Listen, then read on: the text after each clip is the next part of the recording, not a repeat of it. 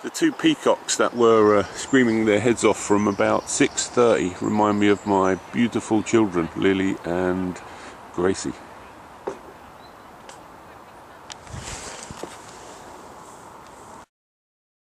Okay, you always seem to like this bit, so this is where Roach has woken up. Had a brilliant night's sleep. I mean, I don't know why, but every time I come away I kind of sleep like a baby. And let me show you the horizon. We had a bit of rain yesterday, and I think there's probably some more in the air this morning. But let me share where I am with you. Okay, so this is where I've woken up.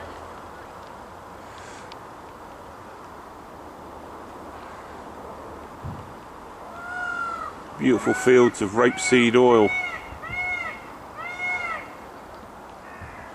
Miles and miles of it. How many sugars? Just one, please. This is what you. Oi, how many sugars?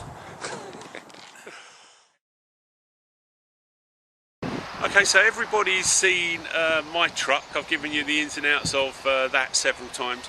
What's going to happen in a moment is Andrew's going to kindly show us around the real deal, the all singing all dancing. In 2011 I was sitting in the desert and I decided to put all of my understanding and knowledge of four-wheel drives. I've written a lot of books about it, and I decided to put all that together in one project. And it started in 2011. The vehicle was actually finished for its first test flight, as it were, in 2012. And this is it. It's based on a Land Cruiser. They call it it's a 78 series troop carrier. They call them troop carriers mainly in Australia. And basically it's the middle wheelbase. And it's just a van. It really is just an ordinary panel van.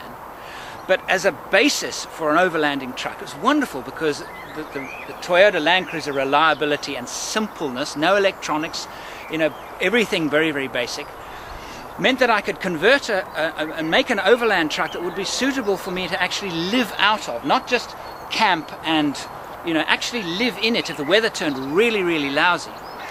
I could actually live in it, cook in it, and spend time in it.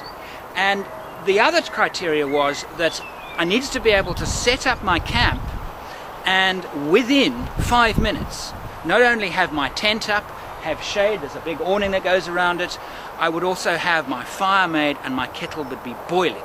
I would be able to do all of that within 5 minutes. Because for me personally, it's not about camping, it's about being in amazing places. And I didn't want to spend lots of time rigging a tent or rigging an awning. And I did have the privilege of the backing of Toyota and a number of other companies that assisted me in creating what, I mean, I'm so pleased with it. I've now driven it and done several trips in it, and I love it to bits. The engine is the 4.2 aspirated diesel engine, 6-cylinder. It's really a bit of a tractor engine. It was built for the developing countries. It has no electronics. It's very, very hardy. It was designed for a very long life of reliability, and it delivers that. But the payback is that it's a little bit underpowered. 96 kilowatts is not a lot. But the beauty of it is that you just have this, well, I do anyway, this total faith in this motor, that no matter what you put it through, it is always going to start. And this is the 5th Toyota Land Cruiser that I've owned. Of those, 4 of those had this motor, and never for a moment has it given me, in all of those, and I've probably done, I don't know, 500,000, maybe a little less, kilometers in these engines. Never once has it not started first kick. So I'm happy to pay for the rumble and the bit of noise and the fact that it's a little bit underpowered, because as an overland truck, that's what this is. It's a great engine.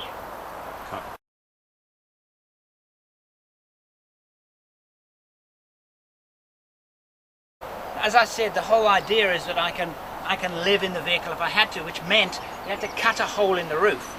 But this tent actually folds down, and I can pitch this tent in under 30 seconds. And if I put it away, I'll do it in under 30 seconds. Unlike most rooftop tents, where you have to strap stuff down, none of that. I just pull it down, clamp it closed. Very, very quick. roller drawers. These roller drawers, basically, I've got kitchen and camping stuff in both of those drawers. I've got more boxes here with more camping stuff.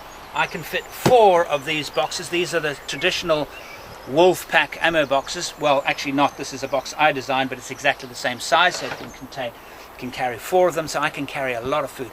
Underneath, packed underneath, places where you can't see now, there's packing space. I've got 2 spare shock absorbers, lots of spare parts, just kind of tucked away. I never need them, but they're there just in case. 2 water tanks, both about a little under 100 liters each. One on this side, it's drinking water only, and on this side it's what we call grey. It's a grey water tank. If you're in a river and you're not sure about the water source, even from a tap, in an area where the water might not be fresh, you put it in the grey water tank. That's only used for washing. And of course the drinking water tank is only water. You only put water in there that you know is clean and drinkable. Fuel range of this car is about 1,400 miles on a reasonably good day. 180 litres in my back tank, and another tank up front, 90 litres. The car actually comes standard with 2 90-litre tanks, so all the plumbing and electrics already there. We just took out the back 90 and replaced it with a 180-litre tank. So at the end of the day, this is quite a heavy vehicle. When it's fully packed, it's quite heavy. Designing and getting the springs and shocks right was quite a challenge, because nothing on the market was right. Everything on the market was when the car was empty, it was too uncomfortable. It was just too much vibration through to the cab. So we adapted it, and we wanted the best of both worlds, which is quite tricky. Now what I've done is I actually took some leaves out of the back springs and I added air springs, which I can pump up. So now when I'm really heavy, or if I ever wanted to tow something, I would just support the back axle just a little bit. It aids not so much the payload but the stability of the vehicle and you just put in a small amount of pressure and you just feel the car coming up just a little bit, and it's very quick and it makes a huge difference when we're fully laden. And I've only actually used that once, because generally, even if the car's reasonably heavy on a trip, you don't need to pump up the springs. They're only for those times where you're at the maximum fuel, maximum water, maximum payload, and it works very, very well. This dashboard version was brought out in 2009, and the reshape of the front of this vehicle 2008, and actually the back was developed in the mid-80s, about the same time as the Land Rover 110 was developed, about 1983, 1984. So the design of the car is actually very old. The equipment that, fortunately, with South African spec Land Cruiser 70 series, they all come with front and rear electric differential locks. Not as quick as air lockers. Air lockers are very great for technical off-road driving, because you can flick them in and they lock, and flick them out and they unlock, and so it's not that, but it is. And here's the button down here. I can lock my back and front diff whenever I like. Just having that, and because it was part of the OE, it was no extra cost. And again, the dual fuel system, no changes. There's a button there. It's part of the Toyota electrics. When we built this vehicle, I decided that I did not want to change the vehicle's electrics. Toyota know a lot more about how to build an Overland car than I do. So one of the things was we wanted to make as few modifications to the chassis, drivetrain and electrics as possible.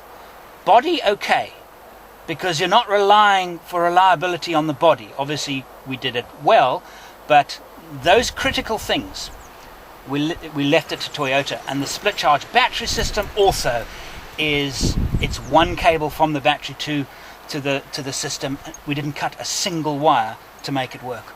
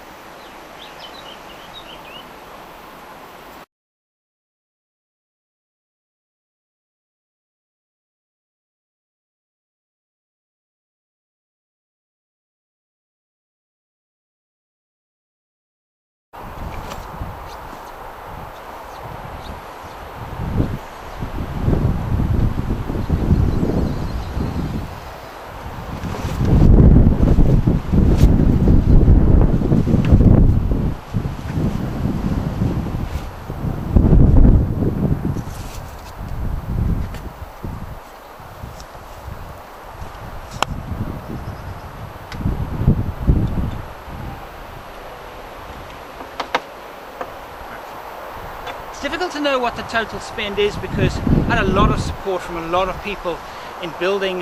This is a prototype vehicle actually for vehicles that are being built in South Africa now. But I would say that in the UK, if you had to order a new cruiser like this, you couldn't get one in right-hand drive, but you could import one with left-hand drive, and you did this modification as much as this vehicle is 85-ish thousand pounds.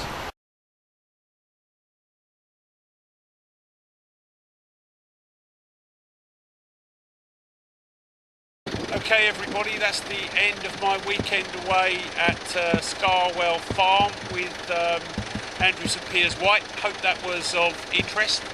This is the point where I ask you to thumbs up, like, share, subscribe, and if you're watching on Facebook, please follow. As always, any comments? Love to hear them. Back soon.